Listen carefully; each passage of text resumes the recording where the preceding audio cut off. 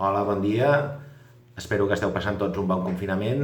Avui farem aquest petit vídeo per parlar sobre la presència dels hiverns al Pla de Barcelona. Abans de parlar concretament de la situació dels hiverns al Pla de Barcelona, hauríem de posar una mica de context de qui són aquests hiverns. Els hiverns és una cultura que s'extén des de gairebé l'alçada del riu Roine fins a la vall del Guadalquivir, per tota la zona costera mediterrània, fins ben bé 100, 150, 200 quilòmetres a l'interior, fins a Saragossa, fins a la zona de Jaén, etc.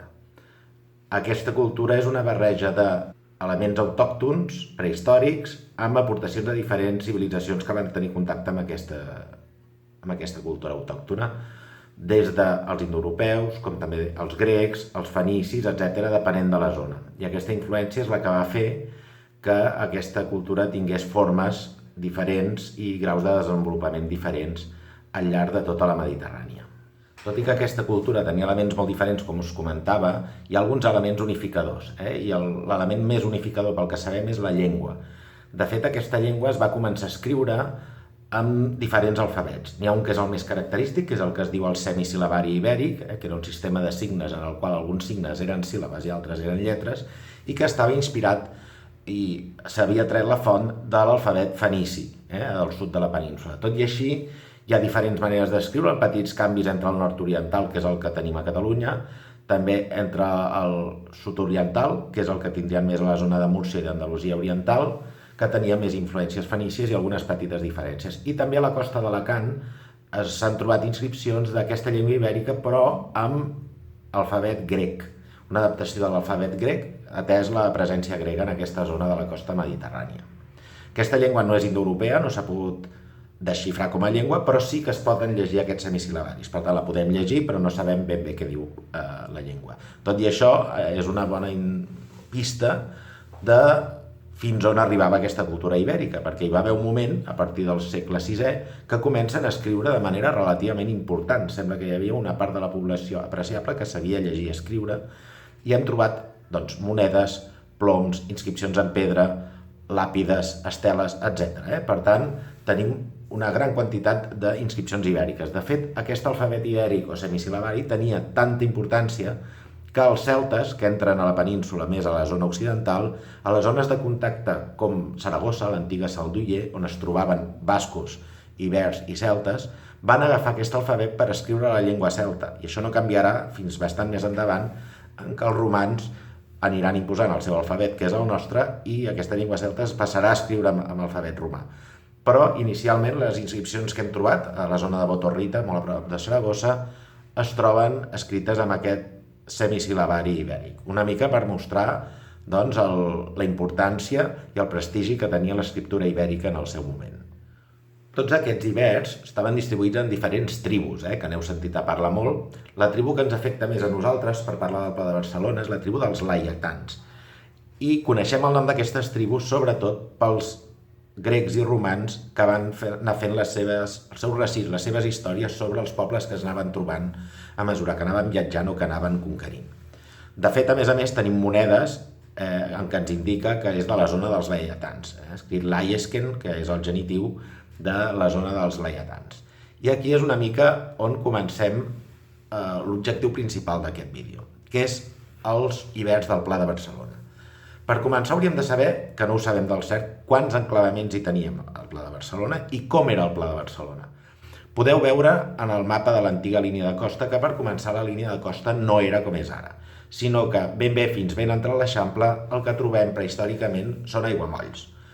I teníem un petit turó que emergia d'aquests aiguamolls, que era el Mont Tàber, que diran després els romans, i on crearan la primitiva Bàrquino. De fet, Bàrquino no és un nom romà, no és un nom llatí, sinó que és un nom ibèric, perquè han trobat monedes, de fet se n'han trobat dues, amb la inscripció Bàrqueno.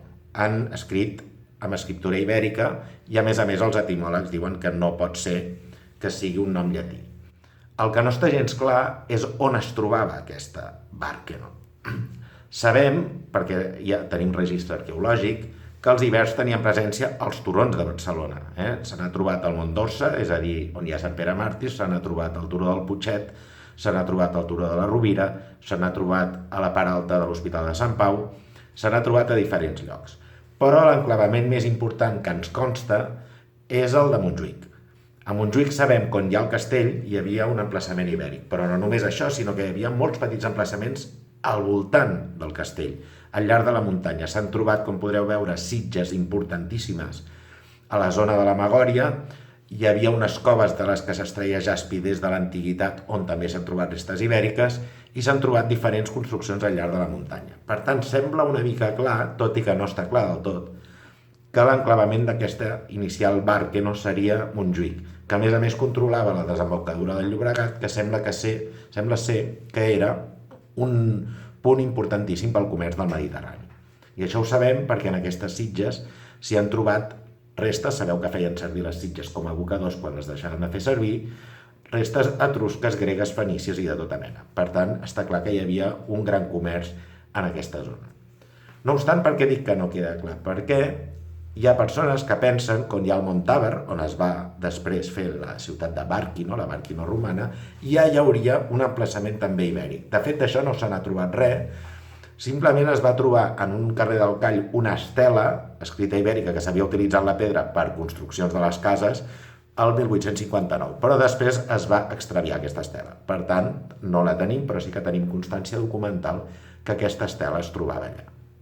Sembla ser que aquesta primitiva Bàrqueno, que sembla que seria la muntanya de Montjuïc, doncs posteriorment va anar caient en desús, amb menys importància, que va agafar ja la nova Bàrquino romana amb la progressiva romanització. Tot i això, ja us comentava que els principals jaciments els trobem a Montjuïc, encara que al Pla de Barcelona també n'hi ha alguns. Per exemple, a la plaça de la Gardunya s'han trobat algunes restes ibèriques i alguns enterraments per altres llocs. Amb això el que podem dir és que la presència ibèrica al Pla de Barcelona, a la zona que no eren aiguamolls, fixeu-vos en el mapa, era una presència importantíssima. Controlant des dels turons tot el pla, ells normalment s'emmurallaven, es tancaven en aquests turons per controlar les entrades, les sortides, controlar el territori i poder desenvolupar el seu comerç des d'aquesta ciutat de Bàrqueno que sembla que teníem a Montjuïc. Malauradament, la construcció del castell i el castell previ que hi havia allà, que és fet sobre la roca, sembla que va acabar amb totes les restes que podíem trobar de la ciutat de Bàrqueno. Però cada cop que a Montjuïc s'hi fa alguna intervenció, per l'exposició del 1929 o també pels Jocs Olímpics de Barcelona, que és quan es van trobar aquestes sitges a la banda de la Magòria, cada cop es van trobant diferents elements i que esperem que en un futur cada cop en puguem trobar més. Bé, espero que us hagi agradat i que seguim passant tots un bon confinament. Gràcies.